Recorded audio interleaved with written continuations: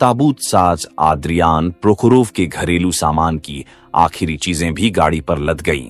मेजुते मरियल घोड़ों की जोड़ी ने चौथी बार सस्मानाया गली से निकित्स्काया गली तक का चक्कर लगाया, जहां ताबूत साज अपने समूचे घर बार के साथ जा बसा था।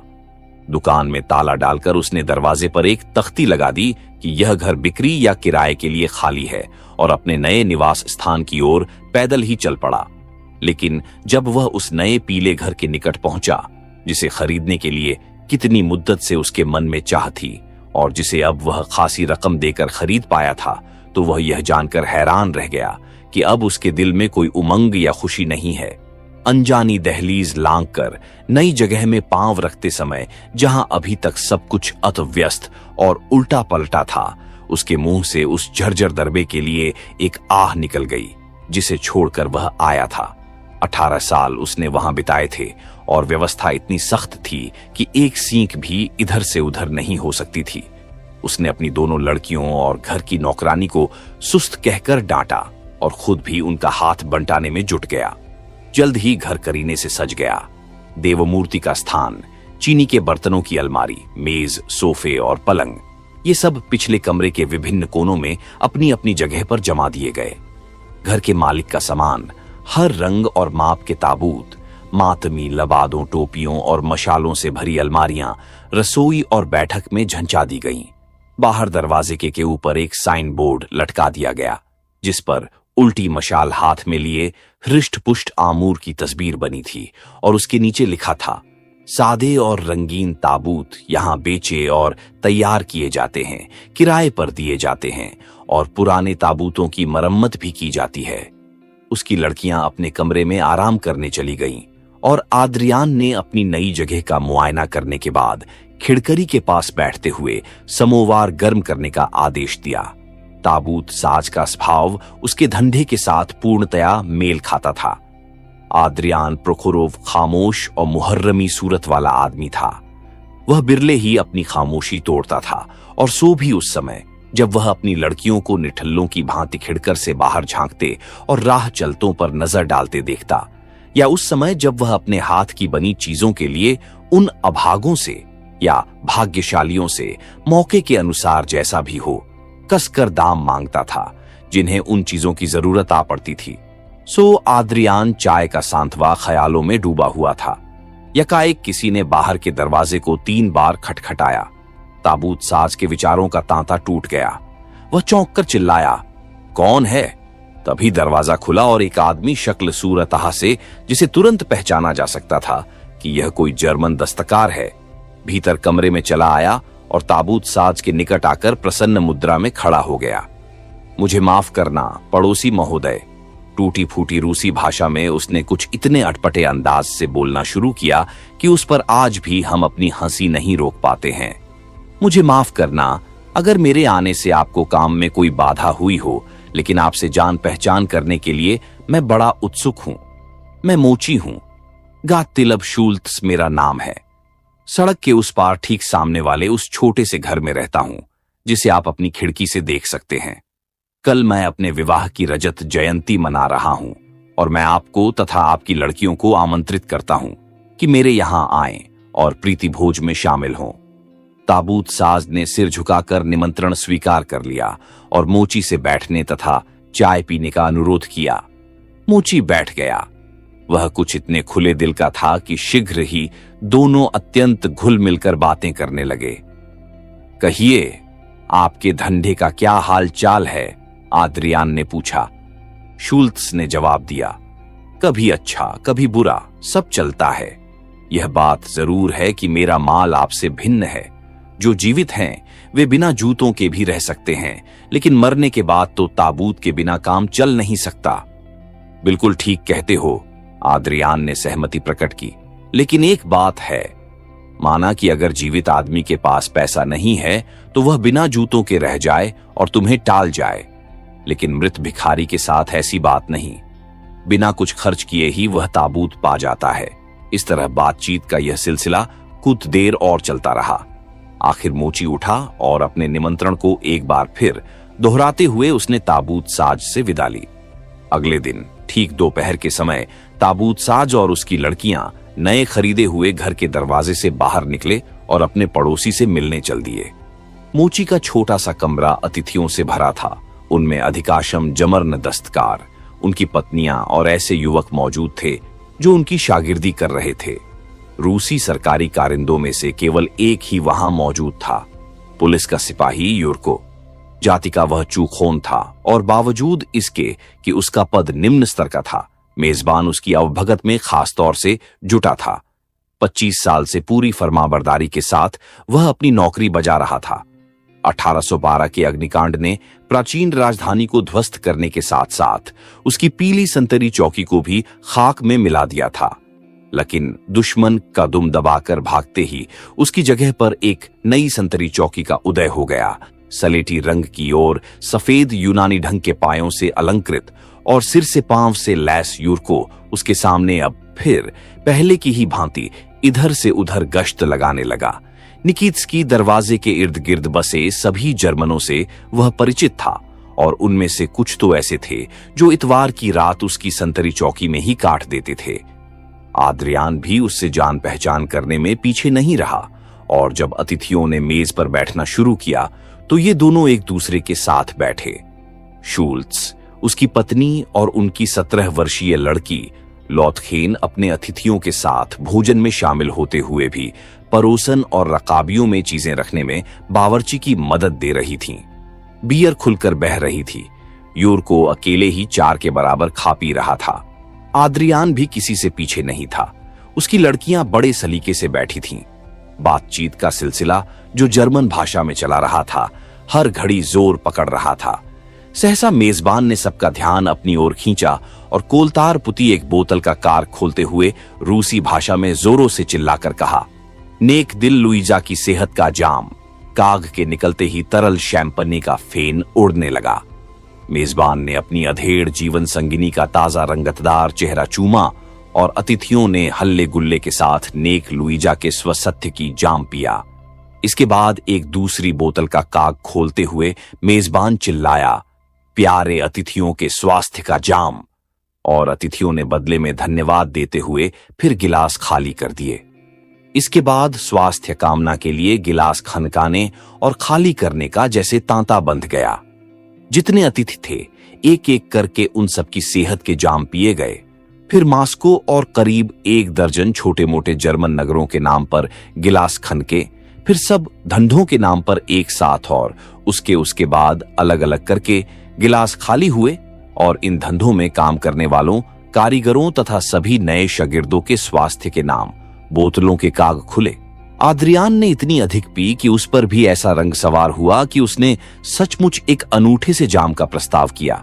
अचानक एक हट्टे कट्टे अतिथि ने, जो डबल रोटी बिस्कुट बनाने का काम करता था, अपना गिलास उठाते हुए चिल्लाकर कहा, उन लोगों के स्वास्थ्य के लिए जिनकी खातिर हम काम करते हैं। इस कामना का भी पहले की भांति सभी ने खुशी से स्वागत किया।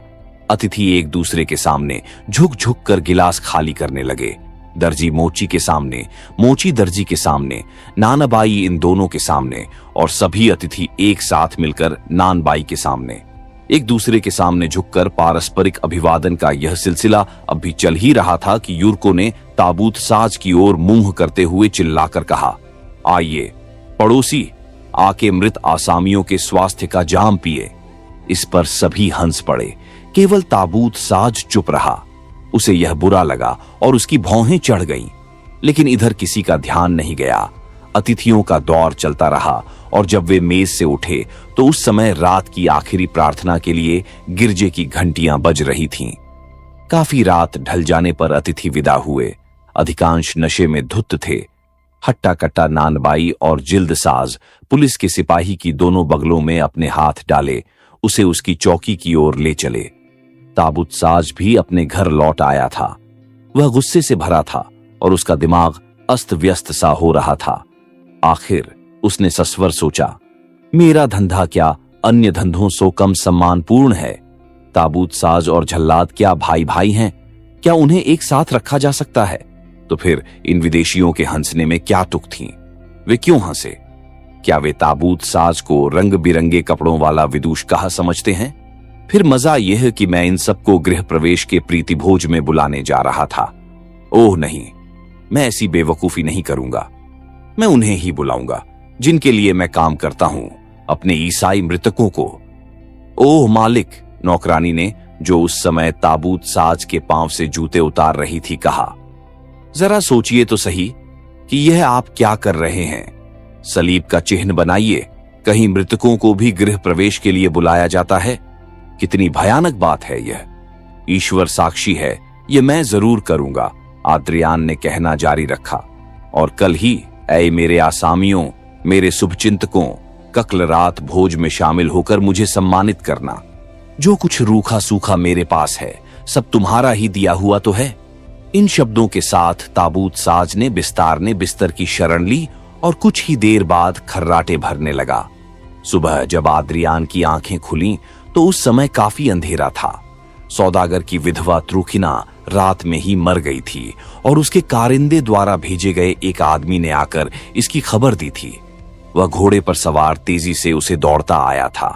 ताबूत साज ने वोदका के लिए 10 कोपेक उसे इनाम में दिए, झटपट कपड़े पहने, एक गाड़ी पकड़ी और उस पर सवार होकर राजगुल्याई पहुंचा। मृतक के घर के दरवाजे पर पुलिस वाले पहले से तैनात थे और सौदागर इधर से उधर इस तरह मंडरा रहे थे जैसे सड़ी लाश की गंध पाकर कौवे मंडराते हैं। शव मेज पर रखा था। चेहरा मोमियाई मालूम होता था, लेकिन नाक नक्श अभी बिगड़ा नहीं था। सगे संबंधी, अड़ोसी पड़ोसी और नौकर चाकर उसके चारों ओर खड़े थे। खिड़कियां सभी खुली थीं, मोमबत्तियां जल रही थीं और पादरी मृतक स्त्री के भतीजे के पास पहुंचा। वह युवक सौदागर था और फैशनदार कोट पहने था। आद्रियान ने उसे सूचना दी कि ताबूत, मोमबत्तियां, ताबूत ढंकने का कफन और अन्य मातमी साज सम्मान बहुत ही बढ़िया हालत में तुरंत जुटाए जाएंगे। यूं ही लापरवाही से मृतक के उत्तराधिकारी ने उसे धन्यवाद दिया और कहा कि दामों के सवाल पर वह झिकझिक नहीं करेगा और सब कुछ खुद ताबूत साज के ईमान और नेक नियति पर पूर्णतया छोड़ देगा। ताबूत साज ने अपनी आदत के अनुसार शपथ लेकर कहा कि वह एक पाई भी ज्यादा वसूल नहीं करेगा और इसके बाद कारिंदे ने उसकी ओर और उसने कारिंदे की भेद भरी नजर से देखा और सामान तैयार करने के लिए गाड़ी पर सवार होकर घर लौट आया।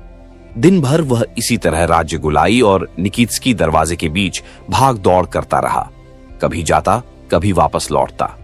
शाम तक उसने सभी कुछ ठीक ठाक कर दिया और गाड़ी को विदा कर पैदल ही घर लौटा। चांदनी छात थी। सही सलामत वह निकित्स्की दरवाजे पहुंच गया। गिरजे के पास से गुजारते समय हमारे मित्र यूरको ने उसे ललकारा, लेकिन जब देखा कि अपना ही ताबूत साज है तो उसका अभिवादन किया। देर काफी हो गई थी। जब वह अपने घर के पहुंचा तो यकायक उसे ऐसा लगा मानो कोई दरवाजे के पास रुक गया है और दरवाजे को खोलकर अंदर जाकर गायब हो गया है। यह क्या तमाशा है? आद्रियान अचरज से भर उठा। इस समय भला कौन मुझसे मिलने आ सकता है? कहीं कोई चोर तो नहीं है? कहीं ऐसा तो नहीं कि कोई सैलानी युवक है जो रात को मेरी नन्ही निठल्ली लड़कियों से साठम गाठम करने आया हो? एक बार तो उसने यहां तक सोच कि अपने मित्र यूरको को मदद के लिए बुला लाए। तभी एक और व्यक्ति दरवाजे के पास पहुंचा और भीतर पांव रख ही रहा था कि ताबूत साज को घर की ओर तेजी से लपकते हुए देखकर वह निश्चल खड़ा हो गया और अपने तिरछे टोप को उठाकर अभिवादन करने लगा। आद्रियान को ऐसा लगा जैसे उसने यह शक्ल कहीं देखी है, लेकिन जल्दी में उसे ध्यान से नहीं देख सका। हाँफते हुए बोला, क्या आप मुझसे मिलने आए हैं? चलिए, भीतर चलिए। तकल्लुफ के फेर में न पड़े मित्र, अनजान ने थोथी आवाज में कहा। आगे आगे आप चलिए और अपने अतिथियों का पथ प्रदर्शन कीजिए। आद्रियान को खुद इतनी उतावली थी कि चाहने पर भी वह तकल्लुफ निभा न पाता। उसने दरवाजा खोला और घर की सीढ़ियों पर पांव रखा। दूसरा भी उसके पीछे पीछे चला। आद्रियान को ऐसा लगा कि उसके कमरों में लोग टहल रहे हैं। हे भगवान, ये सब क्या तमाशा है? उसने सोचा और लपक कर भीतर पहुंचा। उसके पैर पड़ खड़ा गए। कमरा प्रेतों से भरा था। खिड़की में से चांदनी भीतर पहुंच रही थी, जिसमें उनके पीले नीले चेहरे, लटके हुए मुंह, धुंधली अधखुली आंखें और चपटी नाकें दिखाई दे रही थीं।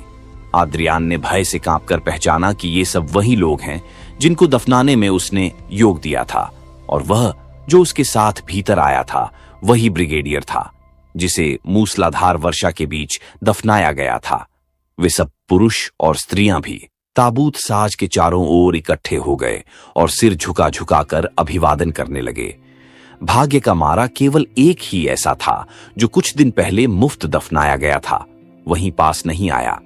बेबसी की मुद्रा बनाए वह सबसे अलग कमरे के एक कोने में खड़ा था, मानो अपने फटे हुए चिथड़ों को छिपाने का प्रयत्न कर रहा हो।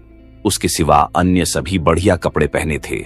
स्त्रियों के सिरों पर फीतेदार टोजियां थीं, स्वर्गवासी अफसर वर्दियां डाटे थे, लेकिन उनकी हजामतें बढ़ी थीं। सौदागरों ने एक से एक बढ़िया कपड़े छांटकर पहने थे।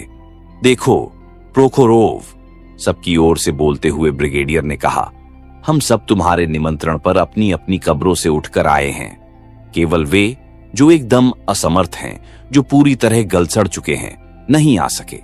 इसके अलावा उन्हें भी मन मसोस कर रह जाना पड़ा, जो केवल हड्डियों का ढेर भर रह गए हैं और जिनका मांस पूरी तरह गल चुका है। लेकिन इनमें से भी एक अपनी आप को नहीं रोक सका। तुमसे मिलने के लिए वह इतना बेचैन था कि कुछ न पूछो। उसी समय एक छोटा कंकाल कोहनियों से सबको धकेलता आगे निकल आया और आद्रियान की ओर बढ़ने लगा। उसका मांसहीन चेहरा आद्रियान की ओर बड़े छाव से देख रहा था।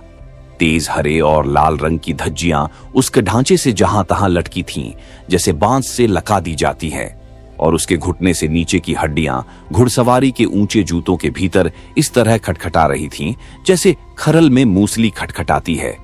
मुझे पहचाना नहीं प्रोखोरोव, कंकाल ने कहा। गार्ड के भूतपूर्व सार्जेंट प्योत्र पेत्रोचिव मुरिल्किन को भूल गए, जिसके हाथ तुमने 1799 में अपना पहला ताबूत बेचा था, वही जिसे सुमने बलूत का बताया था, लेकिन निकला वह चीड़ की खपच्चियों का। यह कहते हुए आद्रियान का आलिंगन करने के लिए कंकाली ने अपनी बाहें फैला दी।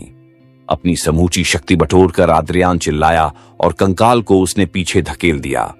प्योत्र पेत्रोविच लड़खड़ाकर फर्श पर गिर पड़ा, बिखरी हुई हड्डियों का ढेर मात्र। मृतकों में विक्षोभ की एक लहर दौड़ गई। अपने साथी के अपमान का बदला लेने के लिए वे आद्रियान की ओर लपके, चीखते चिल्लाते, कोसते और धमकियां देते। अभागे मेजबान के होश घूम थे। चीख चिल्लाहट ने उसके कान बहरे कर दिए थे और वे उसे कुचल देना चाहते थे। उसकी आंखों के आगे अंधेरा छा गया और लड़खड़ाकर अब वह भी मृत सार्जेंट की हड्डियों के ढेर पर गिर पड़ा। वह बेसुध हो गया था। सूरज की किरणें उस बिस्तर पर पड़ रही थीं, जिस पर ताबूत साज सो रहा था। आखिर उसने आंखें खोलीं और देखा कि नौकरानी समोवार में कोयले दहकाने के लिए फूंक मार ही है। रात की घटनाओं की याद आते ही आद्रियान के शरीर में कंपी सी दौड़ गई। त्रुखिना, ब्रिगेडियर और सार्जेंट कुरिल्किन के धुंधले चेहरे उसके दिमाग पर छाए हुए थे। वह चुपचाप प्रतीक्षा करता रहा कि नौकरानी खुद बातचीत शुरू करेगी और रात की घटनाओं का बाकी हाल उसे बताएगी। मालिक, आज आप कितनी देर तक सोए? सुबह के समय पहनने का चोंगा उसे थमाते हुए ऑक्सीनिया ने कहा, हमारा पड़ोसी दर्जी आपसे मिलने आया था और पुलिस का सिपाही भी एक चक्कर लगा गया है। वह यह कहने आया था कि आज पुलिस इंस्पेक्टर का जन्मदिन है, लेकिन आप सो रहे थे और हमने जगाना ठीक नहीं समझा। अच्छा, स्वर्गवासी विधवा त्रुखिना के यहां से भी कोई आया था? क्यों, क्या त्रुखिना मर गई मालिक? तुम भी बस यूं ही हो। उसका मातमी साथ सामान तैयार करने में कल तुम्ही ने तो मेरा हाथ बटाया था। आप पागल तो नहीं हो गए मालिक? ऑक्सीनिया ने कहा। या कल का नशा अभी तक दिमाग पर छाया हुआ है? कल किसी की मैयत का सामान तैयार नहीं हुआ। आप दिन भर जर्मन के यहां दावत उड़ाते रहे, रात को नशे में धुत लौटे और अपने इसी बिस्तर पर गिर पड़े जिस पर कि आप अभी तक सोए हुए थे। प्रार्थना के लिए गिरजे की घंटी भी बजते बजता आखिर थककर चुप हो गई। सचमुच, ताबूत साज ने संतोष की सांस लेते हुए कहा। और नहीं तो क्या झूठ, नौकरानी ने जवाब दिया।